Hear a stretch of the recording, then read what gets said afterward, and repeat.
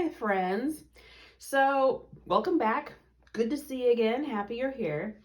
My awesome significant other reminded me that I should film things as I do things for content's sake. So, a special thanks to Jerry. So, I'm going to show you what I've been doing to try to clean up this doll. And I did the box opening on Instagram, and when we opened her up and I got her looked over, she had some like mysterious like flecks and dirt. I'm pretty sure she got splattered with something, I don't know what. So I've been trying to clean her up. So I want to show you what I've been doing and my thought process to kind of attempt to clean up this doll. This doll is like an 1985 or 86 My Child doll. And so I want to be really careful because her body is fabric and she's got a hard interior. I don't know if I think it's plastic of some sort, but I don't know. And disclaimer, I am not a pro at like cleaning vintage pieces by any means. I took one class in college eons ago that made me hyper aware of trying to clean certain materials and all that fun stuff, but I am not a pro. Disclaimer. This is just what I'm doing to try to make something work. So my thought process. So being that she's primarily fabric, some things that I got to be careful of is one, mold.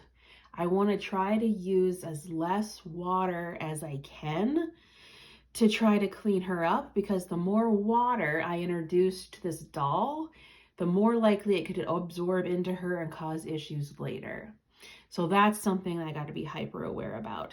Something else to kind of think about as well is my first knee-jerk reaction was, oh my gosh, Dawn dish soap and like spot cleaning with Dawn dish soap.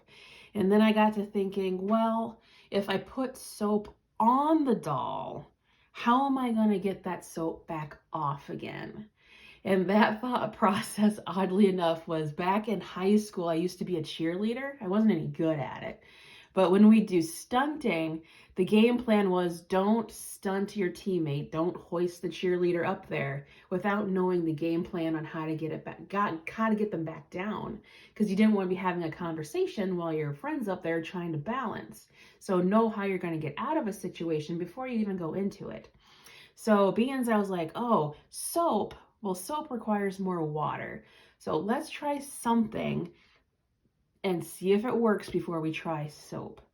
So what my game plan is, and what appears to be working, is using a little bit of baking soda and a little bit of water.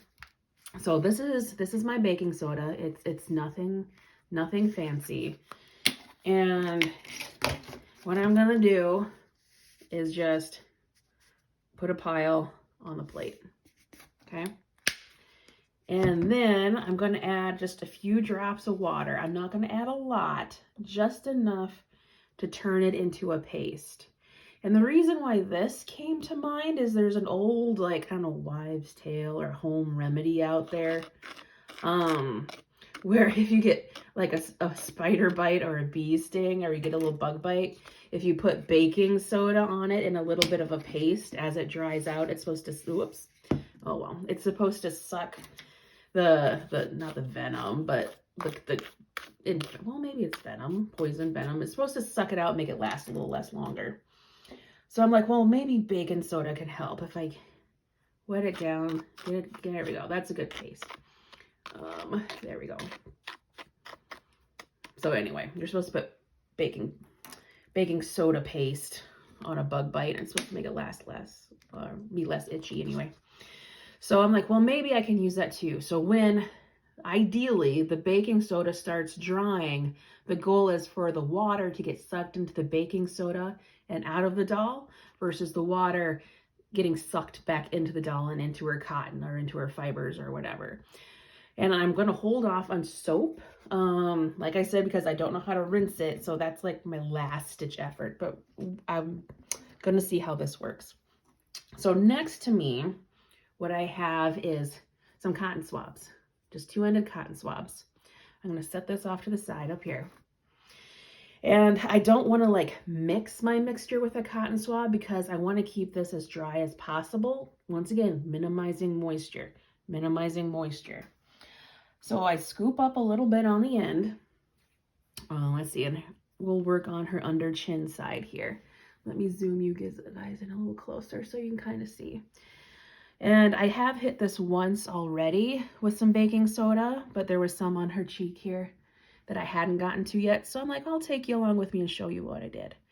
So then you just, it'll be crummy. This stuff vacuums up, thankfully. And you just gently, gently rub.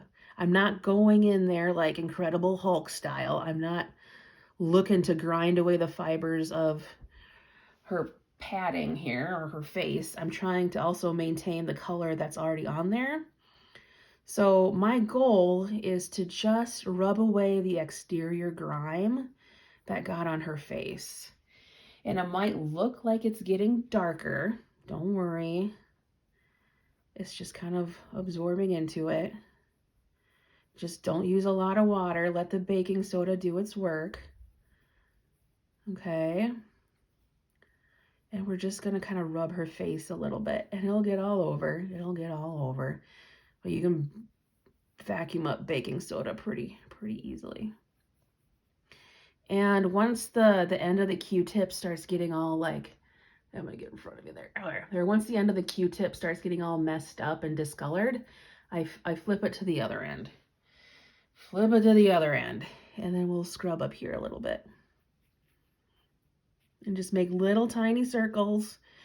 Baking soda is an abrasive, so it's rough. It's meant to rough some stuff up. And we're just making little circles on her face. I'm being extra careful around the places where there's paint. And just rubbing that baking soda in. And then what I'll do is I'll let her sit a few hours. Like I'll let this all dry before I brush it off. So she's going to look a little crusty. Let me turn her a little bit. Make sure you can see. She's looking a little crusty. And then we'll just, once again, just small circles. I want her completely dry before I try brushing this stuff off. Yeah, I think it's all jacked up. I'm getting the next one. Dip it in there a little bit more. Small circles. And thankfully, whatever got on her didn't really soak in that far, thank goodness.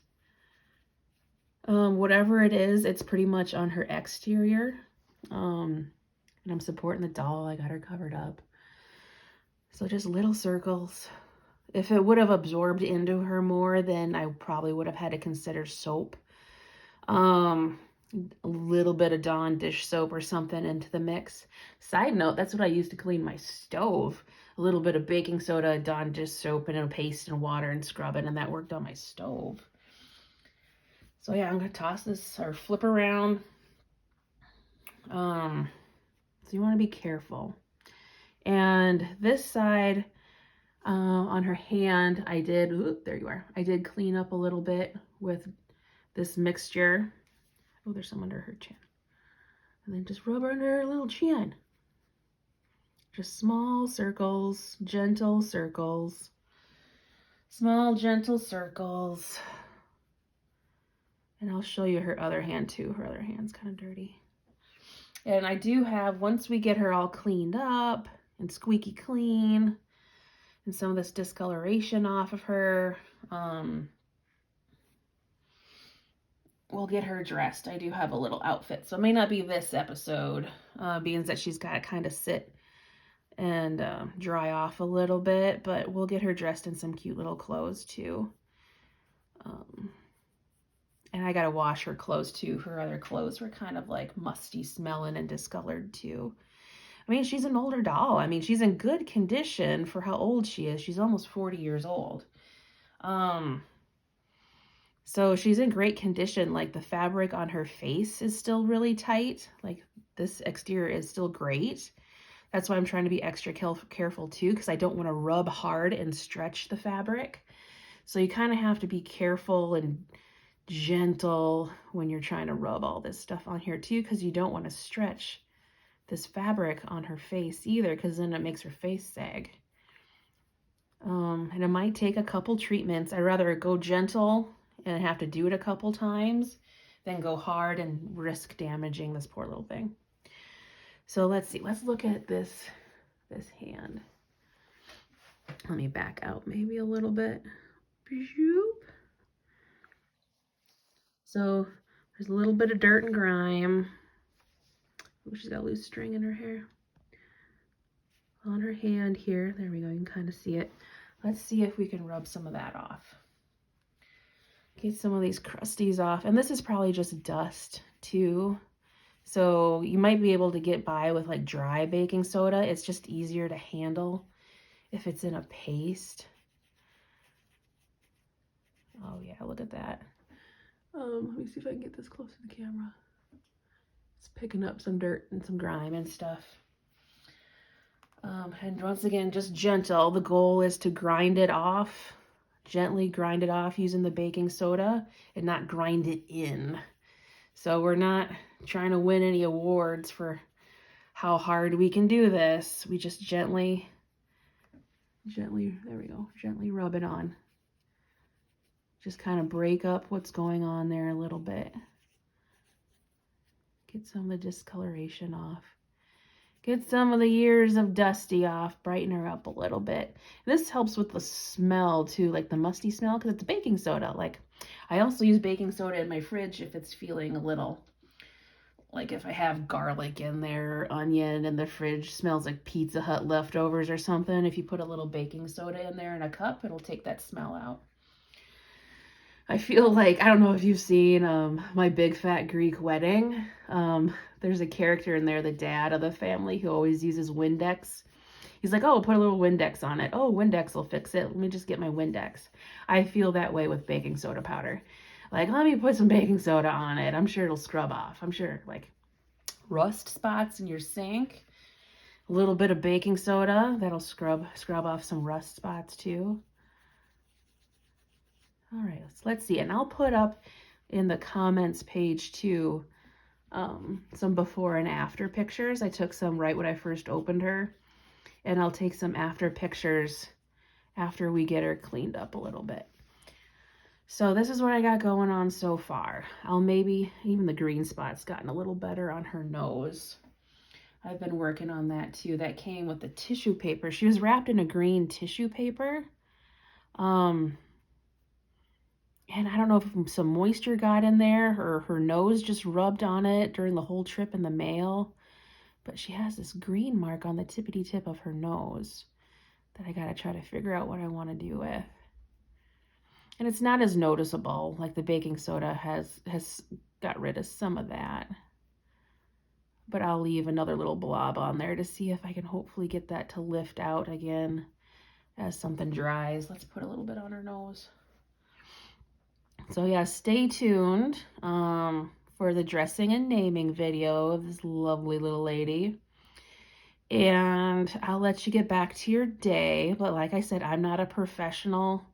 This just happens to be what I'm using and why I used it.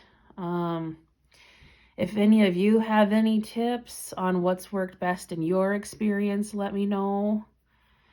Like I said, I'm kind of a novice learner here, that I'm just trying to lift off some of this grime without totally destroying something. But yeah, there we go. But yeah, I'll show you guys later. But yeah, have a good rest of your day. Thank you so much again for your time, and I look forward to seeing you at the next one.